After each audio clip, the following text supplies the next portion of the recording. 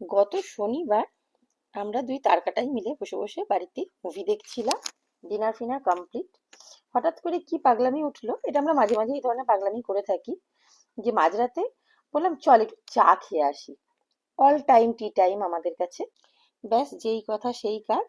Jeans আর গায়ে একটা টি শার্টের উপর জ্যাকেট চাপিয়ে বেরিয়ে পড়লাম।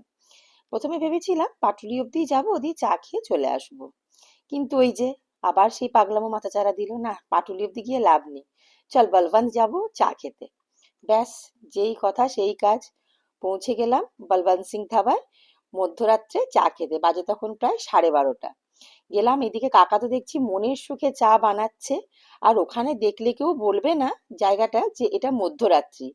প্রচুর ভিড় ছিল, পার্কিং পাওয়াও খুব মুশকিল হচ্ছিল। তো বেশ খানিকটা দূরে একটা জায়গায় পার্কিং পেয়ে সেখানে গাড়ি পার্ক করে আমরা চলে গেলাম, জমিয়ে চা খেয়ে বাড়ি ফিরলাম। এই রকম মধ্যরাত্রে এরকম চায়ের ক্রেভিং তোমাদের আর কার কার হয়, আর এরকম পাগলামি তোমরা কে কে করো আমাদেরকে অবশ্যই জানিও।